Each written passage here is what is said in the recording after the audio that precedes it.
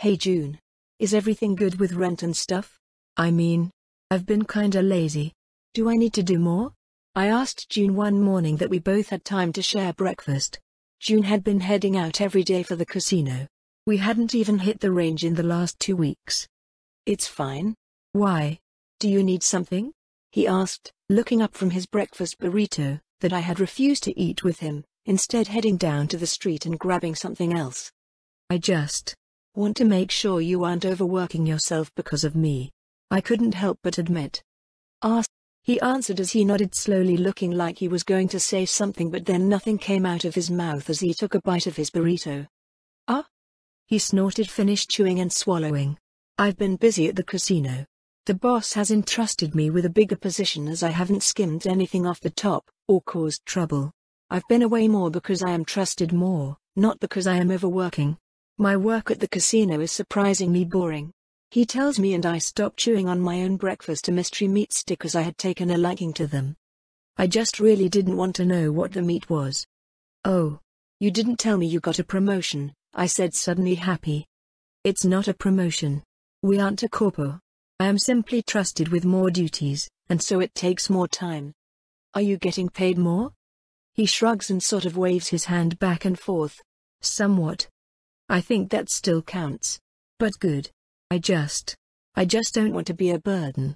I've been working hard to improve to be able to do stuff. So if you ever need anything, don't hesitate to rely on me. Just like I rely on you. I tell him, pointing the wooden stick at him that still had my last meatball. I'm proud of you. He finally says, and I couldn't help but explode into a blush. Wah. I know you don't know them, but our parents would be proud of you as well, he said, looking me over. You have changed much, but they would have liked this you. I was a little choked up, so I just ate my last meatball and rushed out the room, but just before I ran out, I managed to say a quiet thank you. Ringing. I jerked awake. I had been taking a nap after my morning exercise since I didn't have anything else planned for the day and I wanted to stop feeling sore. Hello? I asked before I even checked who was calling. Motoko. It's Ichi. We need an extra hand at the club. Some maelstrom shot up the place. The boss wants as many guns down here just in case they come back. Probably be nothing, but the pay is good. You in? Wait. I ordered, blinking my eyes as I stood up and stretched a bit, my mind trying to get started. I hadn't woken up suddenly since the hospital. This was actually the first time I woke up actually drowsy. Just guard duty? I asked after a few moments to get my bearings. Yeah, just extra bodies in case maelstrom show up starting trouble. All right. Yeah, I'm in. Is Hiromi or the others coming? Not this time. She isn't picking up, and Amida and Malcolm. Not their sort of gig. Need a ride? Yeah, that would help. Okay, I'll be there in 5. I'll meet you outside. The call ended and I sighed, standing up and rushing to the bathroom to make sure my hair wasn't sticking up, before I suited up. My pants and shirt were a little rough as they were kinda old, but that was fine, I wasn't doing clean work anyways. Plus my new jacket on top at least gave me a cool look as I loaded up. Unity. Knife. Saratoga. I was kitted out.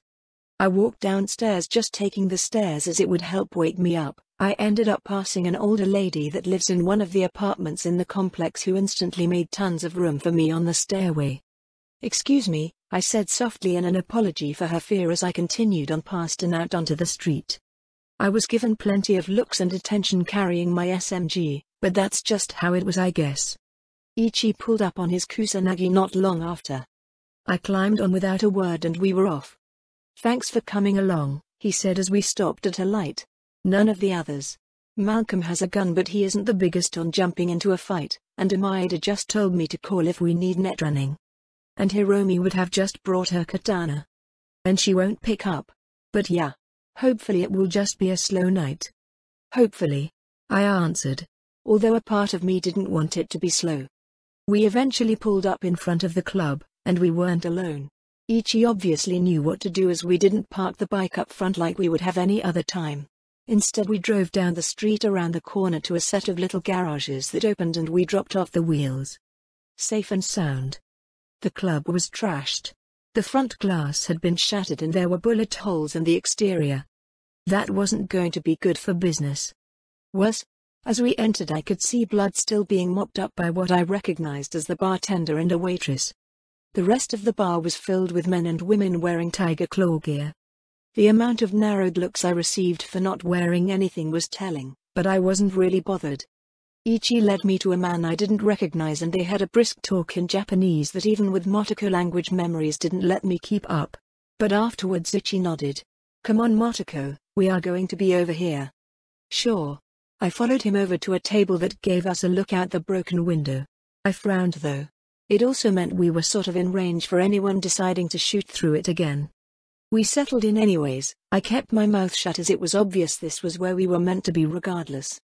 Then we waited. Slowly the bar was cleaned up. Most of the tiger claws weren't helping, but I noticed a few that did, and ended up joining them after 10 minutes of sitting there doing nothing.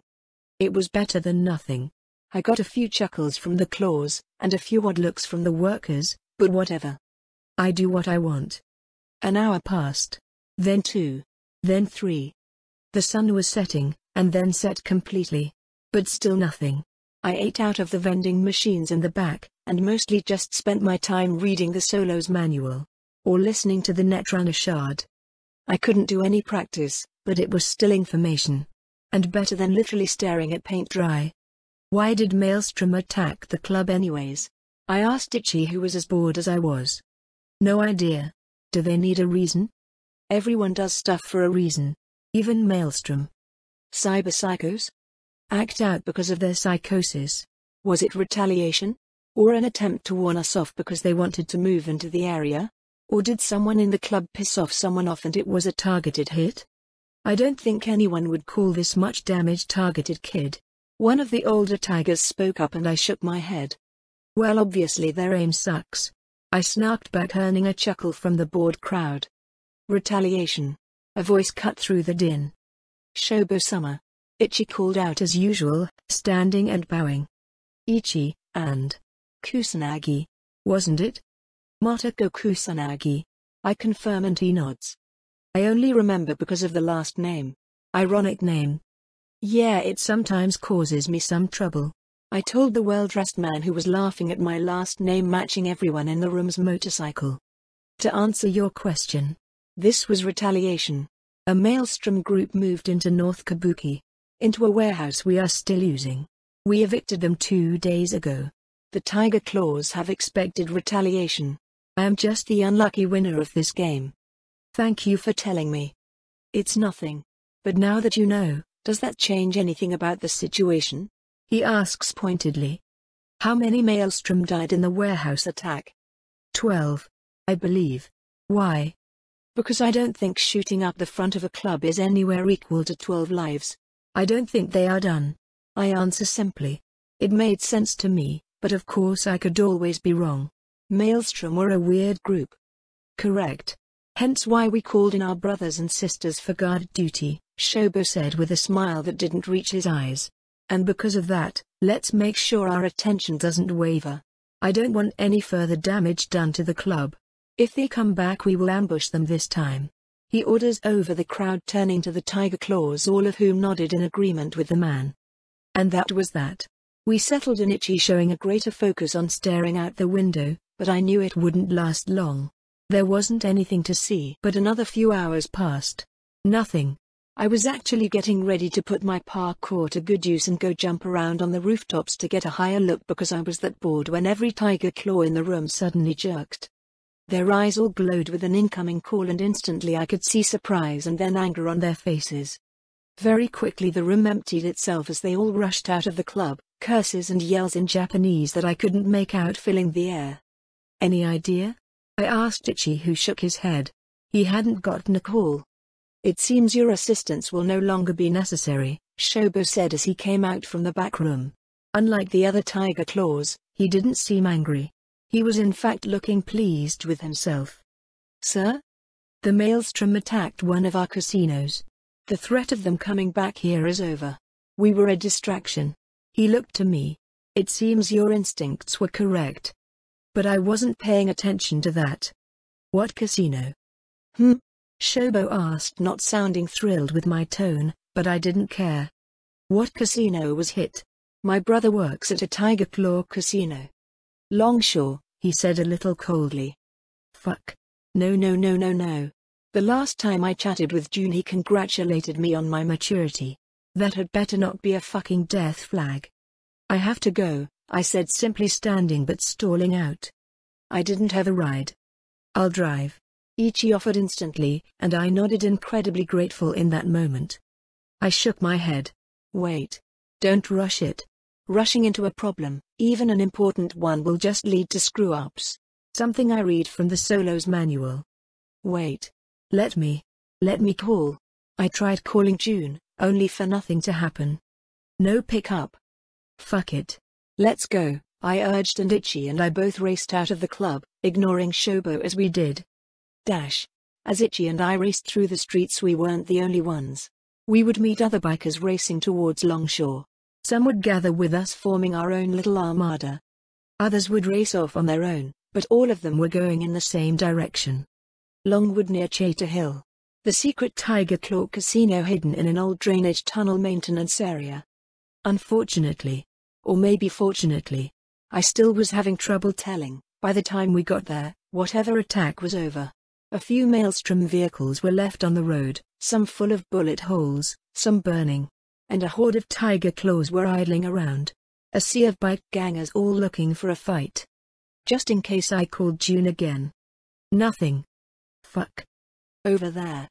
I pointed to a location where it looked like was the stairs down into the storm drain, and Ichi nodded, but was soon forced to a crawl as other bikers were parked or moving everywhere. I leapt off. June could be hurt. I slipped through the sea of bikes, using a bit of parkour to leap over the bikes that were in the way, much to the irritation of their owners, as I was cursed all through my run. I didn't care. No way, kid. A Tiger Claw rumbled as he grabbed my shoulder as I made for the stairs. You are. He shut up because half a second after he grabbed me he found my pistol pressing up against the bottom of his chin. Fast draw. Move your hand or lose it. My brother works in the casino, and I don't know if he is alive or not. I tell the much larger man, bluntly nudging him up with my gun. Unfortunately, a moment later a blade was hovering over my neck from behind. Don't even think about it. A woman's voice said sternly. Put it away, girl. You won't be the first gonk. I flatlined while acting tough. I turned a bit, ignoring the small cut that it earned me to glare at the Tiger Claw woman who was glaring down at me with sharp eyes. I held her gaze for a bit, before pulling the gun away from the man's chin, earning a small sigh of relief. My brother. I tell her, never having taken my eyes from her. Fine. We will find out. Name? She demanded, finally withdrawing her blade as I holstered my pistol. June Kusanagi. I'll check, she said, her eyes going gold after a moment as she made a call. The whole situation made my already frayed nerves worse. I was super tempted to use my parkour and just leap down. I could hit that pip and the grate wouldn't be hard to slip down without getting banged up. Geez girl, easy with the shooter. The burly man said a moment later, rubbing his neck. Never gets easier having a gun against the jugular. I hesitated. I didn't care, but at the same time. Sorry. I'm a little on edge. Huh. So are we. Just got done fighting some Borgs. Yeah. Sorry. I offered a bit more sincerely. Your brother is inside. Your call isn't going through because the Borgs set up a jammer. We are still looking for it. Oh. I muttered and felt my legs buckle a bit as I fell to the concrete. June was okay. Wow, easy there. The big guy said a moment later as he helped me stand back up and walked me over to a bench that, while full of bullet holes, was still usable, and helped me sit. Sorry. Ha. Fierce as a tiger at first, and now as gentle as a kitten. I like this one, Mari. The big guy called back to the woman. I don't. She's crazy. Crazy ones are the worst to deal with. That's true. You ain't crazy though, are you, kitten? He asked with a chuckle. Don't know. I might be. I admitted frankly. My rather constant thoughts about going out to murder people for personal benefit might just count. Motoko, Ichi yelled out as he ran up. He must have found a place to park. My brother is okay. I tell him, and he sighs in relief at that as well. That's good. Phew. Mutters, trying to catch his breath. You should run more, Ichi. I told him. The dash here from his bike hadn't even gotten my heart rate up, but it looked like it had worn Ichi down. Uck. Don't tell me that. He grumbled as he walked over, giving a boat to the big man before joining me on a bench. So what's the plan now? Don't know. I guess. Check on June. The Maelstrom Guys. There aren't any more around, are there? I asked the big man who was standing not far from us. Nah, they all either flatlined or took off once reinforcements showed up. Nothing to worry about. I wasn't worried. I was just wondering if I should start hunting some. I admit before leaning back to stare up into the sky. No stars. It was the first time I realized it. Night City had so much light pollution the sky was just dark. Well, that's good then. We beat the Maelstrom guys back. And we won. Right? Ichi asked, but the older guy didn't respond. No kid. This wasn't a victory. We got stung, bad. Customers in the casino died. Protecting customers is our responsibility. This looks bad. This is going to hurt us for a long time. Damn. I muttered. That was bad. If people thought they would get in the middle of a gang war, they wouldn't come to the casino. Or the bars. Or the clubs. It would hit the tiger claws badly, which could make them lash out. Jam her down. The woman. Mari said suddenly, and I jerked up and sent a call to June at the same moment. A few seconds later the call actually went through. Motoko, are you hurt? Not at all, you? I demanded instead. Just winged, he said, but there was something in his voice. June didn't sound good. June? A friend was flatlined in the attack, he said after a long pause. I'm taking care of their body now. Can you get home on your own? Of course. Don't worry about me. If there is anything you need, June, tell me. Just time to take care of this. Goodbye, Emoto. The line died. I had a bad feeling. As I had learned, June was a hothead. I had a feeling that sadness in him would very soon be turned to anger. What the hell was I going to do? I could fight a little. But I wasn't covered in chrome like a Maelstrom. I wasn't a high enough level. I barely had skills equivalent to a starting merc. I just knew that June would do something stupid. He had said he got winged. He was shot. Fuck. Was it wrong? I was kinda glad. It would slow him down. Keep him from doing something stupid right away. I shook myself. The spiral of thoughts forced out. Deep breath. Exhale. Okay. June was hurt, but he would be okay. The fight was over. June had lost someone. He would be in pain. What can I do? I don't know. I just don't know. It was a long time before I finally saw June. I decided to wait until he came out. Ichi eventually heading home when I told him I would take the train to get home if I needed to. So I waited. As the army of tiger claws all left. Even the two guards at the top of the stairs eventually headed off, leaving just me. June came out hours later. In a small procession of tiger claw people, all of them looking a little roughed up but alive. His shoulder was in a sling. To my relief, there was someone that looked like a Ripperdoc in tiger claw colors. He had already been checked out. Thank God. June. I must have shocked him with my appearance as I hurried over, causing a stir in some of the people, but at my appearance they relaxed when June headed over and pulled me into a hug. I was careful not to put any pressure on his arm. What are you doing out here? You should be at home. And leave my idiot brother alone? Never. I tell him simply as we finally part a bit. How are you getting home? I can drive if you need me. I'm not heading home tonight, Motoko. I'm getting a ride to a place to take care of some things, he said, evasive, but I didn't like that response. Yet I didn't confront him, simply waiting for something. Here. He offered, pulling a shard out of his neck port after a moment's jostling of having to switch to the other arm. What is it? My bike's access key. Take it and drive home. I don't want you taking the train this late. Just don't crash. I won't. But June, don't cut me out. Let me know what's going on. If I don't hear from you tomorrow, I'm going to assume you are doing something stupid and hunt you down. I tell him firmly. I looked behind him and winced as the procession of wounded wasn't alone. A second procession was coming out, and it was people carrying the dead. Quite a few dead. I will talk to you tomorrow, Emoto. I'm tired. Right. Get some rest. I order as I urge June to follow his friends. I was led to a parking garage across the street, and while June slipped into a nice car that was soon racing off, I jumped onto Junt's stupid swoopback Kusanagi. It started with a rumble and I was soon pulling out onto the streets. As I drove home I was getting little alerts for driving XP. I guess I hadn't bothered to try and level it since I drove Hiromi home. What the hell was I going to do about June? Driving skill level up? I sighed, ignoring the alert, my mind too full of worry to pay any attention to it.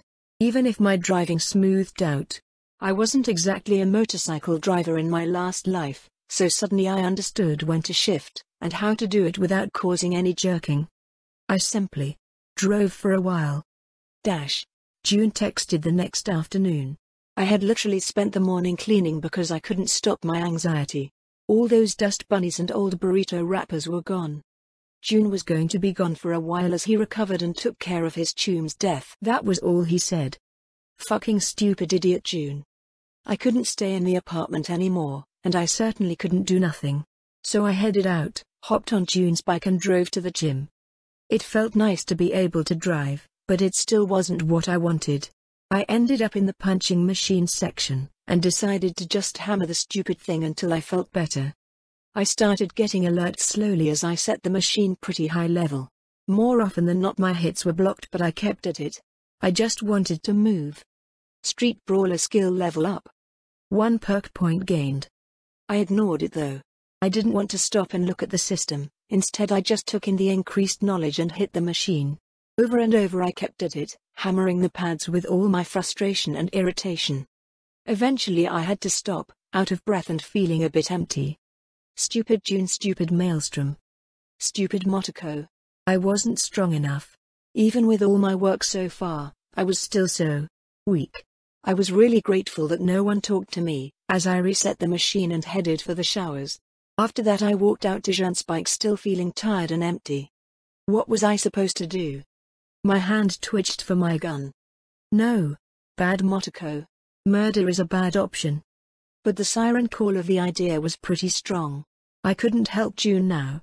But if I gained a few levels, a few points to be able to put into stats, a few skill points, I would be able to help. To act. No. I shook that away. I wasn't ready, and I wasn't going to rely on murder to get to where I needed. I wouldn't. Right?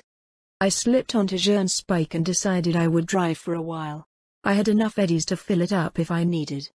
So I just drove, going through the city slowly to just stop feeling. Driving skill level up. 1 perk point gained. Damn it. Can I shut this thing off?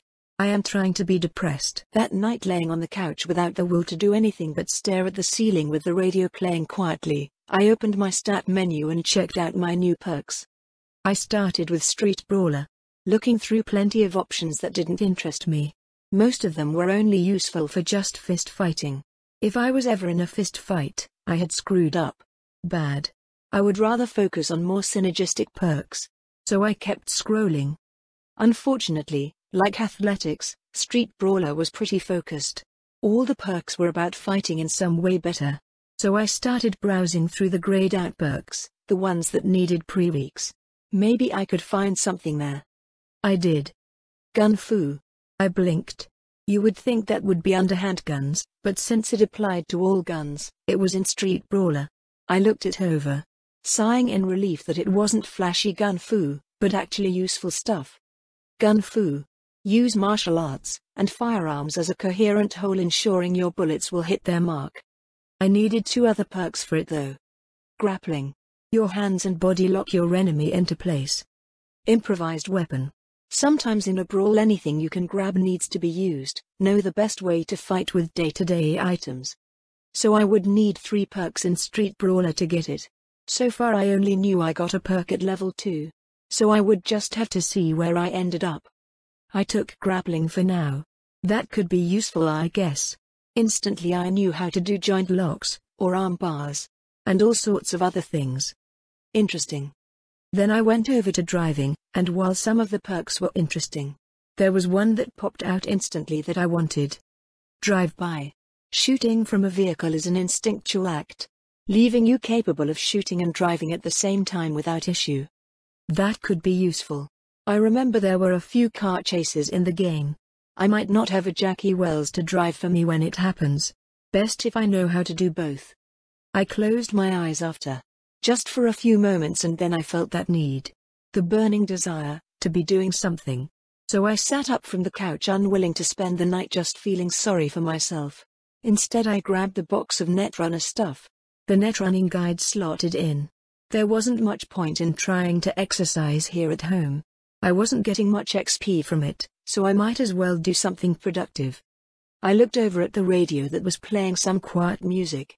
My eyes shifted as I scanned, and with a twitch of my mind I started breaching the system.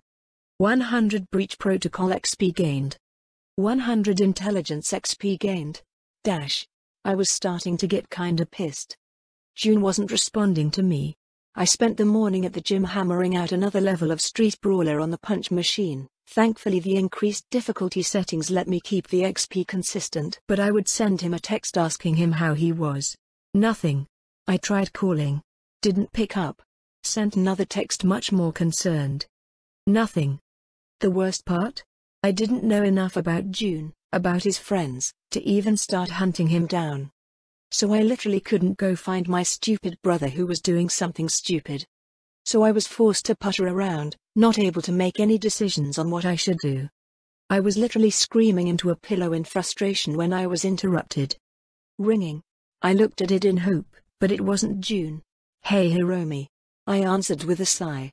She had popped back into contact the day before without much of an explanation, but I had at least told her about my June troubles. "Hey. How's things? June still missing?" "Yeah." No word.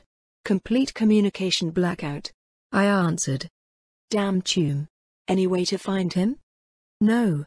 I don't really know who his friends are or anything. Damn it, I should have tried to learn more about what June does outside the apartment. I don't even know if he has friends." "Nah, it's not like that. You told me June was busy. He probably wouldn't have answered much anyways," Hiromi said, actually trying to be comforting. "Yeah, I guess," I grumbled, rolling over so I was staring at the ceiling again. "It'll be okay, Motoko. June is a reliable guy, yeah? He is also a hothead, and Maelstrom killed his tomb." The line was quiet for a while, just the two of us sitting on the phone together. "I don't know what to say, Motoko," Hiromi whispered, sounding a little lost. "I don't either, Hiromi. I don't either.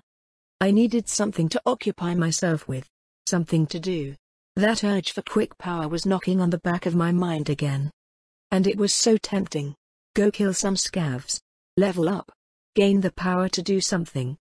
Rushing in before I was ready is how I would die. I knew that. So instead I pulled up my stat page.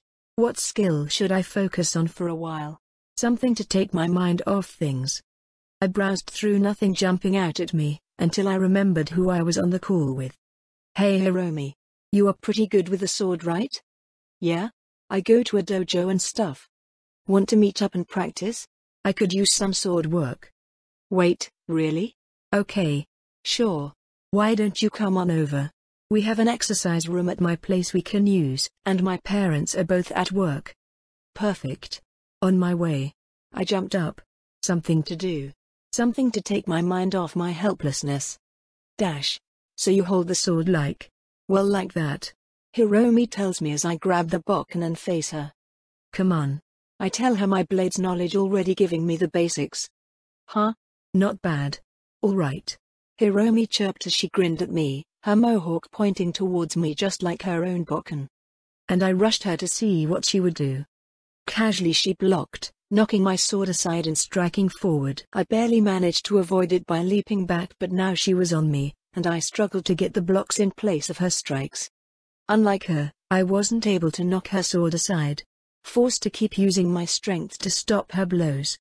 "Not bad," she chirped, but then she shifted and she moved even faster, and a thrust slipped through my blocks, hitting my stomach. "Oof." I grunted as I fell to the floor and looked up at the smiling girl. "Sorry. Didn't mean to hit you so hard," she said, but I could tell her blood was up. Ha, Hiromi was a bit of a hothead with her blade too, huh? "It's fine." And it was. 100 blades XP gained. Again, I demanded as I rose, and she smiled happily as we went at it again. Hiromi hadn't been kidding. She was definitely trained, and to my surprise she must be pretty consistent with her training. Because she was good. Yet even as the XP alerts kept coming in, even as she kept winning, the difference between the two of us became apparent. Tired? I asked as she was left panting after our third bout, resting on her bokken as she sweated and gasped for air. No fair. How are you still not tired? I exercise every day. Disgusting.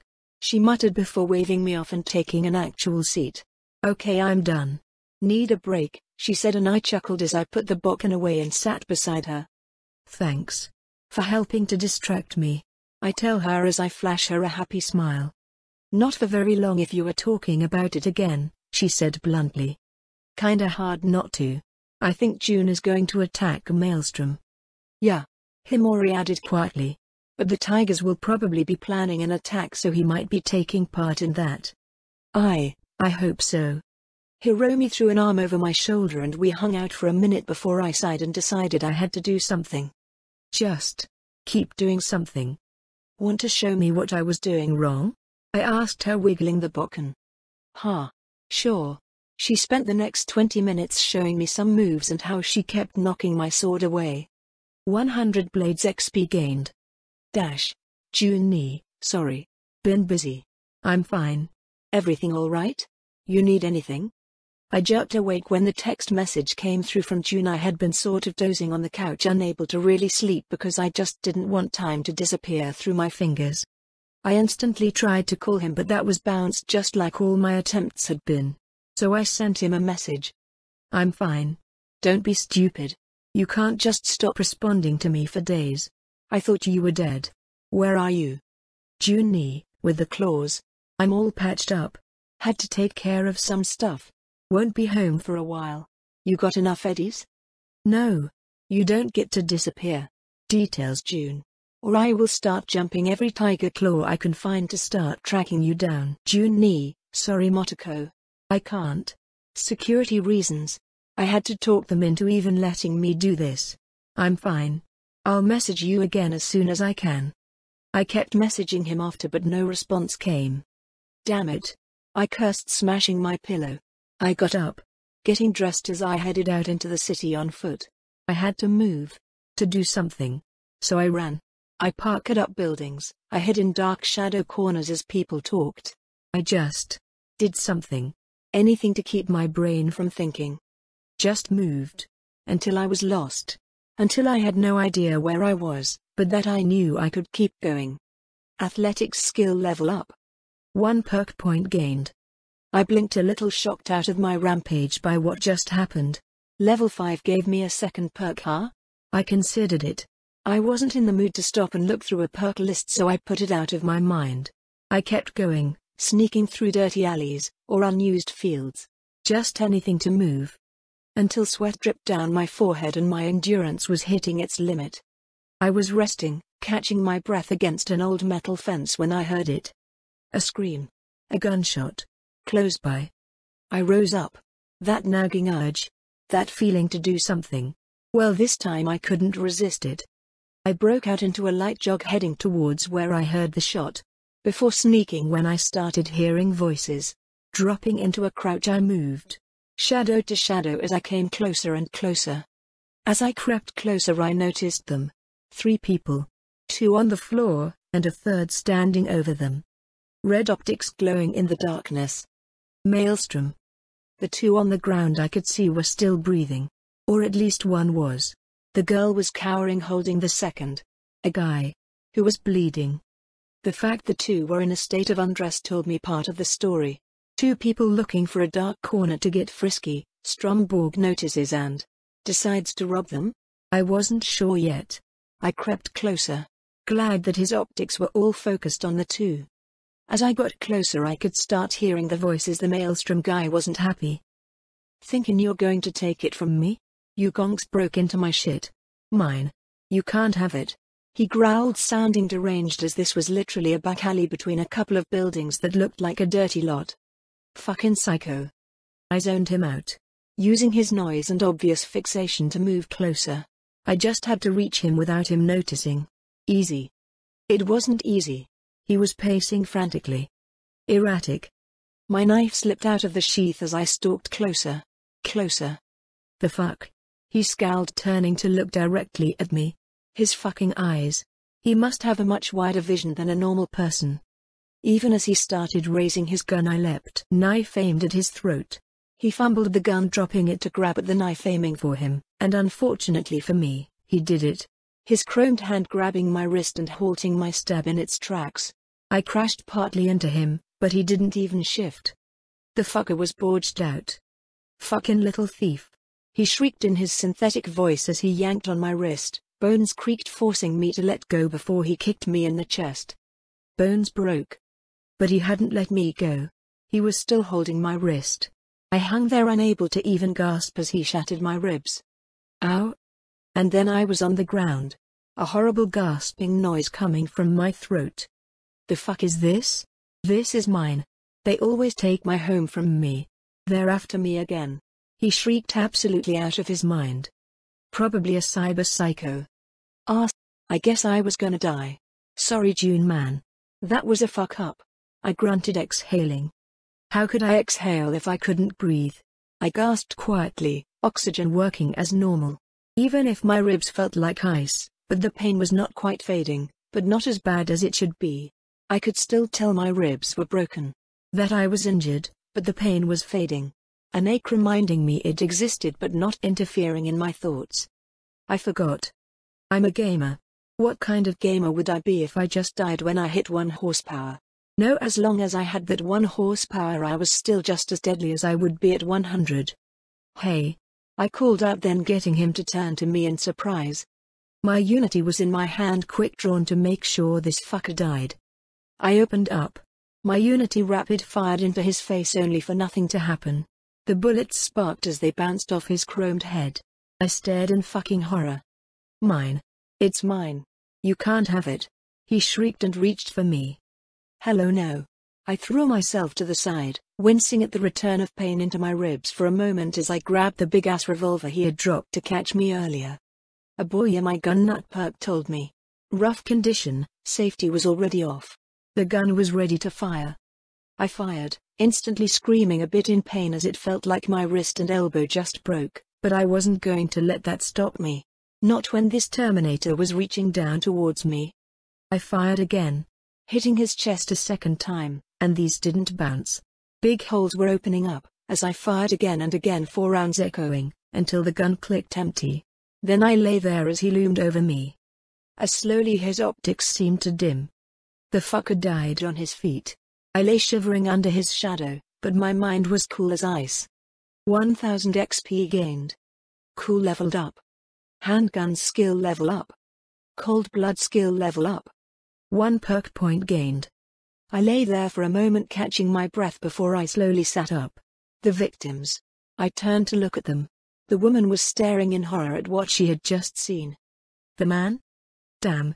I don't think he was breathing. I slowly rose up, managing to get to my feet. The woman flinched as I did so. You all right? She slowly nodded her head. Him? I prompted her, and she flinched badly, this time turning to the guy. Yeah. I realized. He was dead. I sighed, turning to the Pisto. He was. Most of his chrome looked in bad condition. Wear and tear, his clothes were dirty. I think this guy had gone cyber Pisto and just set up in this alley. Damn. I could already see he didn't have much. Nothing worth looting. Just his booyah that made my wrist ache again just thinking about it. You should probably call the NCPD. I tell the girl as I turn and walk away. Damn, my ribs hurt, and my arm hurt, and my wrist hurt. I started walking, opening up my map just to turn on the GPS function so I could find out where I was. I had a long, painful walk back home to get through. I limped painfully into the apartment. I had been way too far out on the edges of the city in Maelstrom territory. Fuck, that was stupid. I dropped the big-ass revolver off on the living room table along with my other gear and just walked into my room and gently laid down. Sleep. I blinked awake. I stretched, and it was only as I stood and walked into the living room and saw the revolver that I remembered my ribs had been shattered just before. I did a few tests checking my chest, but everything seemed normal. No pain. I could feel my ribs and they felt normal. Thank God, I said with a big sigh. I flopped onto the couch and looked over at the reddish revolver. It was a mess. I would have to clean it up if I wanted to use it. I probably should. My normal handgun hadn't done a single thing against a Borg. I would need something with a bit more power in this city. It kinda scared me just how strong he had been. That was the power of cyberware. He wasn't even someone crazy like Adam Smasher. Or even Maine. He was just some Maelstrom member. Fuck. I was once again reminded that people were terrified of cyber psychos. That there was a reason for that. I sighed as I stood up, grabbing the big revolver. I started checking it over. Only thanks to Gun Nut did I even know what to check over. I knew that it was dirty, dirt and grime in every function of the gun. I was lucky it was a miserable Russian piece of engineering that didn't care. I started cleaning it anyway. Taking it apart and cleaning each part. It was meditative. Then I was done. Gun Nut helped a lot and a still rather worn Boya was resting on my table. I'll need to pick up some ammo for it, I muttered as I realized I didn't have any. I sent a text to June just because, even if I didn't think he would respond. And then, there I was. In my apartment. What do I do? I had murdered someone again.